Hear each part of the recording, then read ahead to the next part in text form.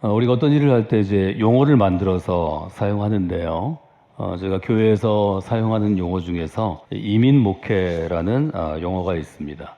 이민이라는 것은 태어나고 자라난 자기 고국을 떠나서 이제 새로운 나라에 가서 그곳에서 그곳의 법에 따라 영주권을 갖든지 또 시민권을 이제 갖든지 해서 새로운 삶을 살아가는 분들을 저희가 이민자라고 부르고요.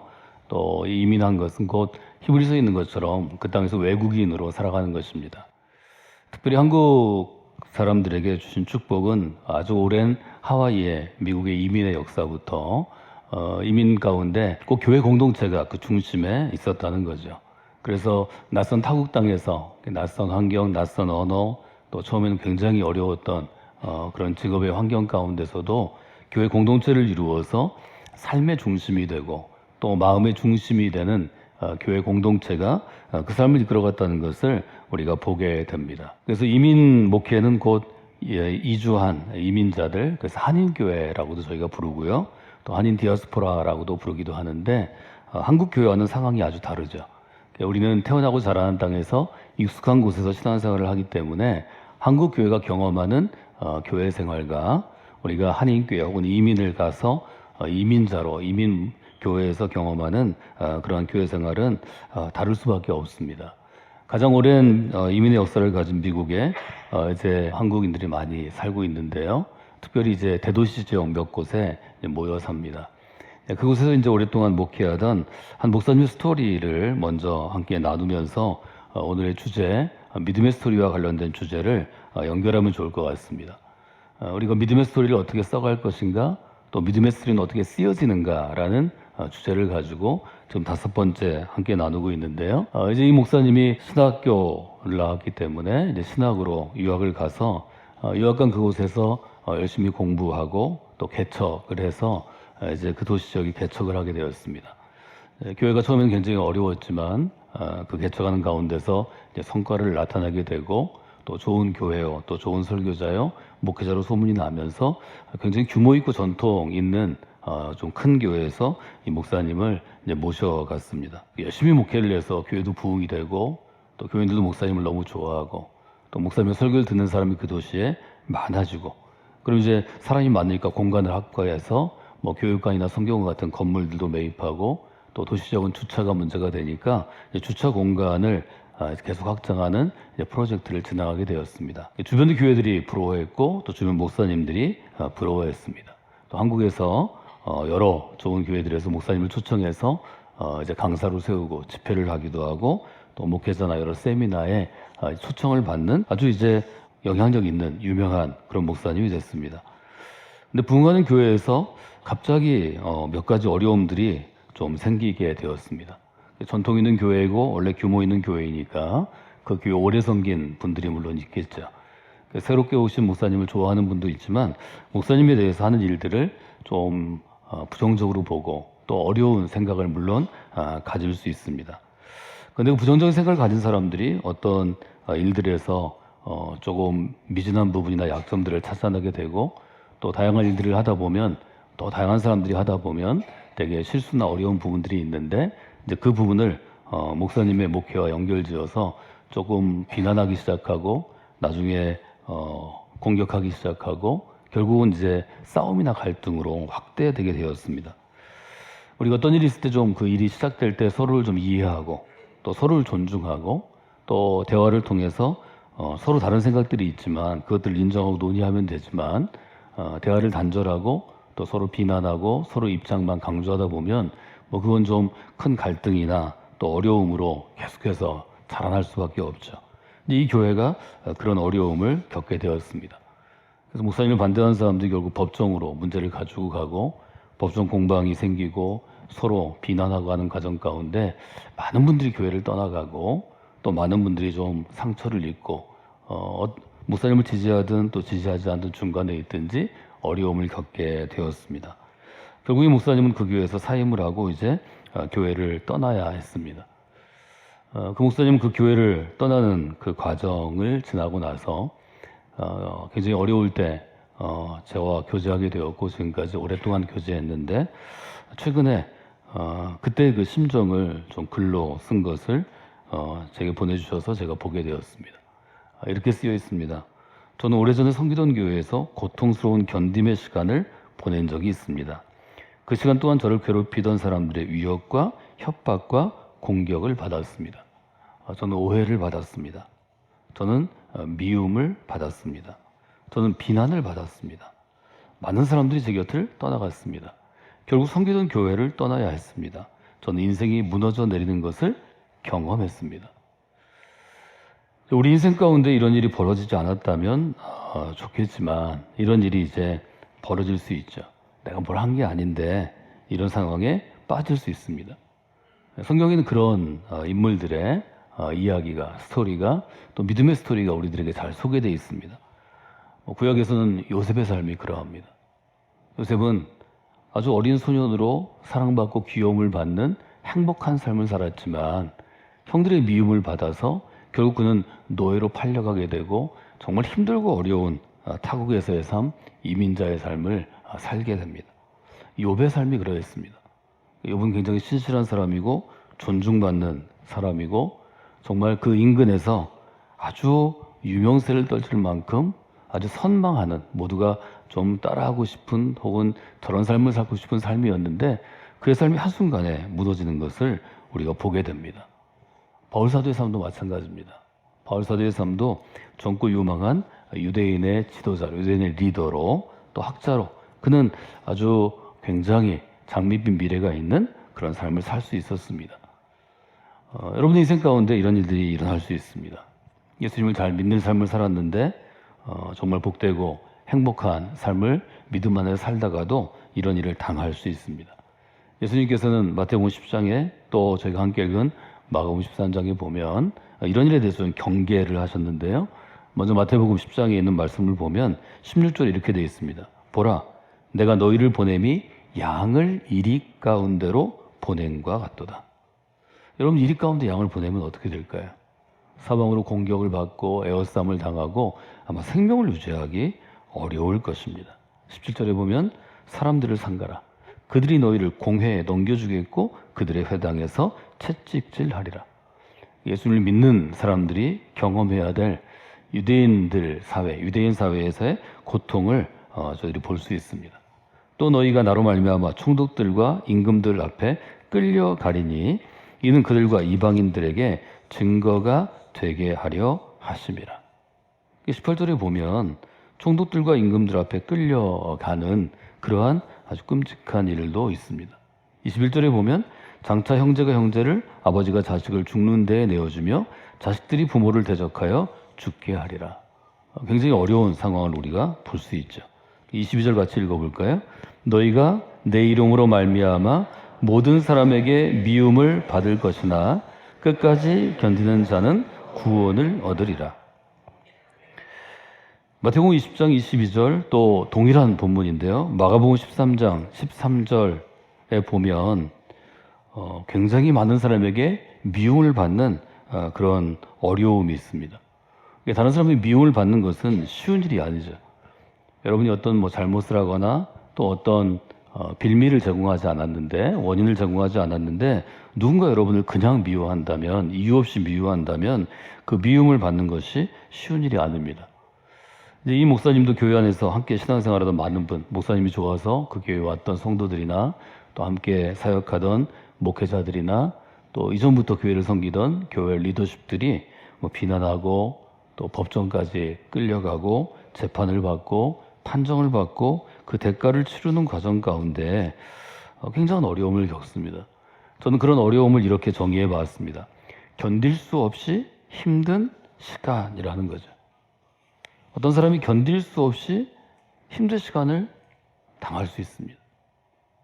너무 나이 어린데 귀여운 소년에 불과한데 다 큰 형들이 배신해서 그를 죽이려고 하고 또 죽이지 못해서 다른 나라 노예로 팔려가는 상황. 아마 견딜 수 없었을 것입니다. 몹시 힘이 들었을 것입니다.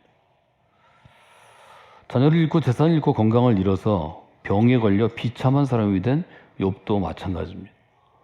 욥이 이렇게 어렵게 되었을 때 친구들이 욥을 찾아옵니다. 여러분이 잘 아는 세 사람, 엘리바스, 빌닷, 소발이 찾아와서 욥을 위로하러 갑니다. 근데 욥기 2장 12절에 보면 그들이 멀리서 욥을 보았지만 그가 욥인 줄 알지 못하였다. 그들은 한참 뒤에야 그가 바로 욥인 줄 알고 슬픔을 못 이겨 소리내어 울며 겉옷을 찢고 또 공중에 티끌을 날려서 머리에 뒤집어 썼다.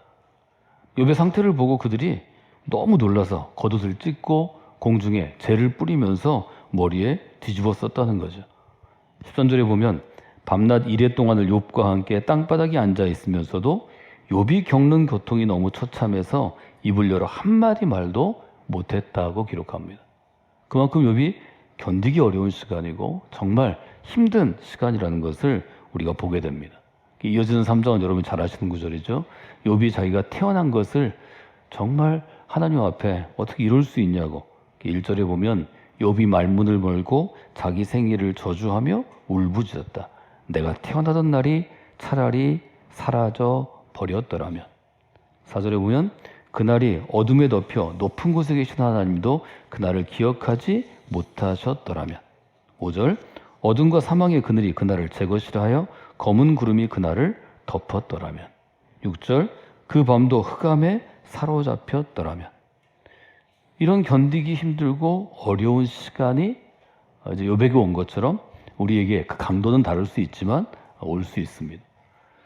그런 견디기 힘든 시간들이 여러분에게 있었을 것입니다. 나한테 그런 시간이 있었을까? 여러분 돌아보시면 한 사람의 예외도 없이 그런 시간이 있었던 것을 여러분들이 찾아낼 수 있습니다. 그럼 우리는 믿음을 가지고 신앙의 눈으로 이렇게 질문할 수 있습니다. 하나님께서 우리의 삶에 이런 견딜 수 없이 힘든 시간을 허락하시는 이유는 무엇일까? 하나님 이런 삶을 우리에게 주신다면 하나님께서 우리의 삶에 이렇게 견딜 수 없이 힘든 시간을 왜 주셨을까?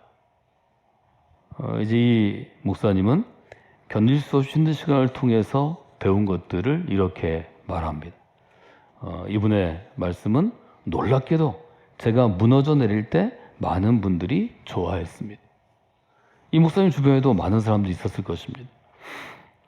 아주 유명한 설교자가 되고 또 강사로 초청하고 좀 더 큰 교회를 맡아서 영향력이 있을 때 이 목사님과 교제하는 많은 사람들이 있었을 것입니다. 앞에서는 어렵다고 이야기하고 얼마나 힘드냐고 얘기하지만 뒤에서는 이 한 사람이 무너져 내리는 상황을 즐거워하기도 하고 좀 즐기기도 하고 또 뒤에서 다른 이야기로 더 아프게 상처 주는 것을 이분이 경험하게 되었습니다. 아마 이분이 더 사람을 좋아하고 사람 사귀는 것을 더 즐겨했기 때문인지도 모르겠습니다. 여러분은 어떨까요?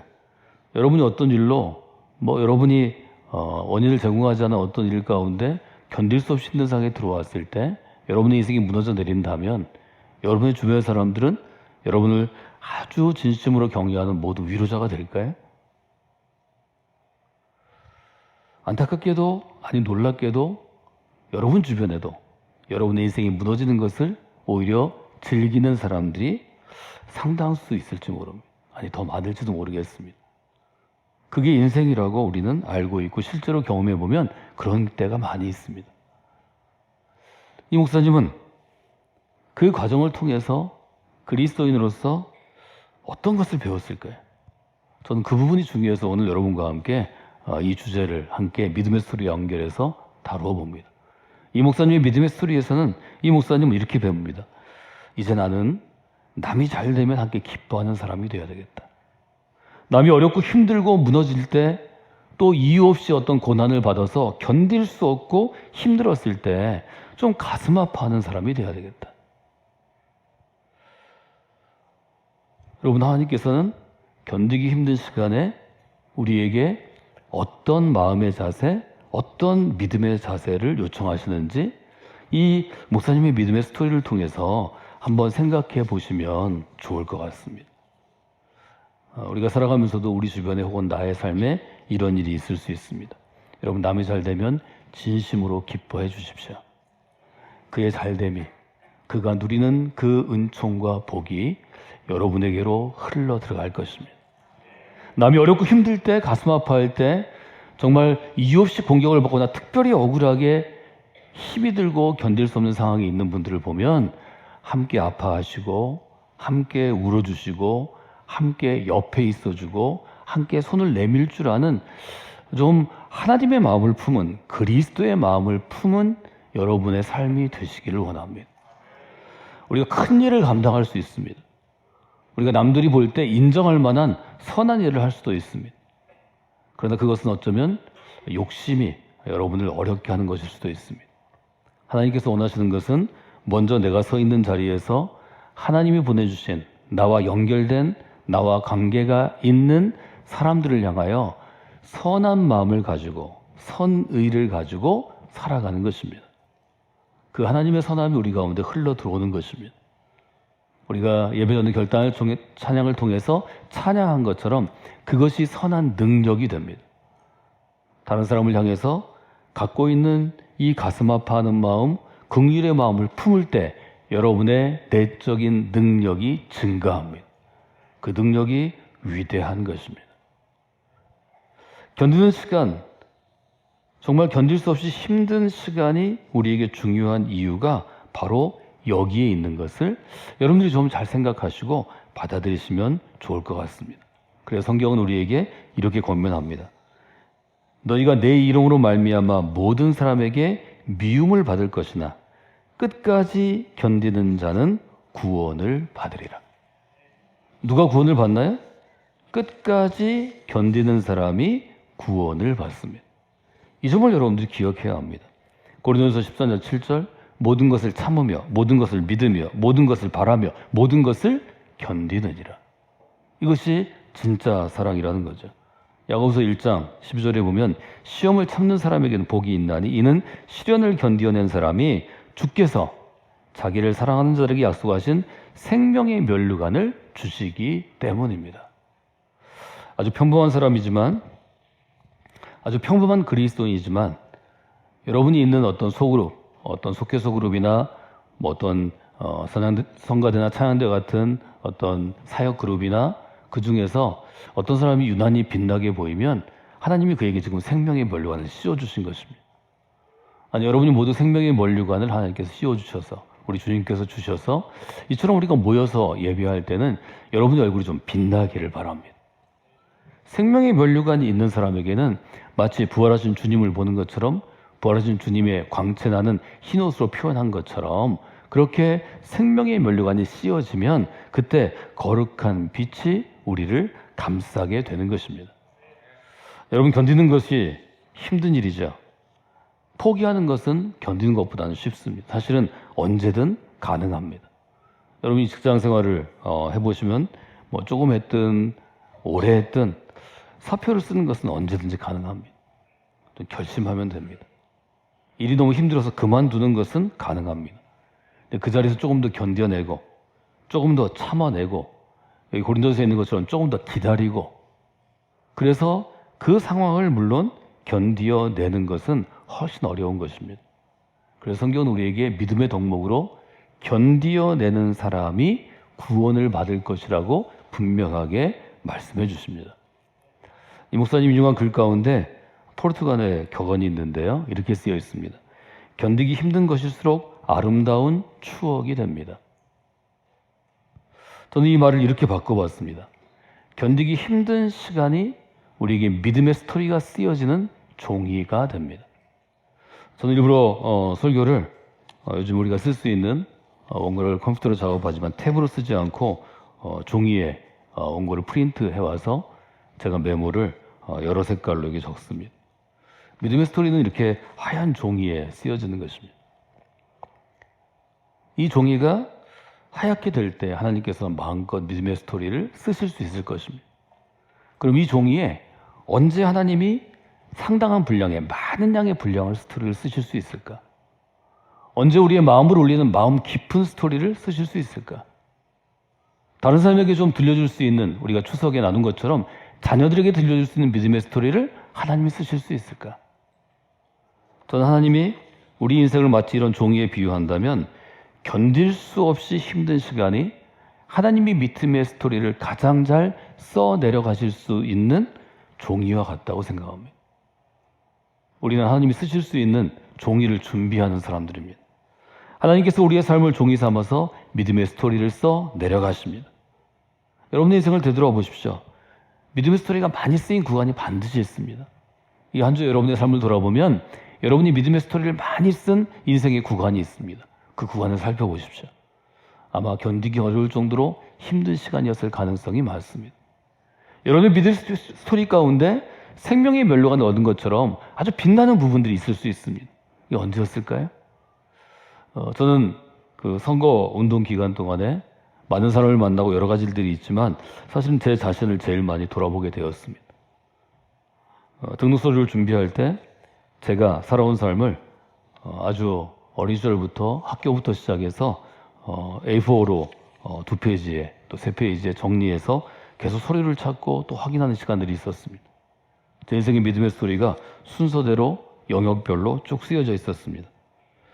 그 믿음의 스토리를 보면서 제가 견딜 수 없이 힘든 시간이라고 생각했던 부분에 하나님이 가장 깊이 있게 만져주시고 하나님이 또 가장 저의 인생을 빛나게 하는 보석처럼 바꾸어 주셨다는 것을 이제는 돌아보면 알게 되었습니다. 여러분의 삶도 마찬가지입니다.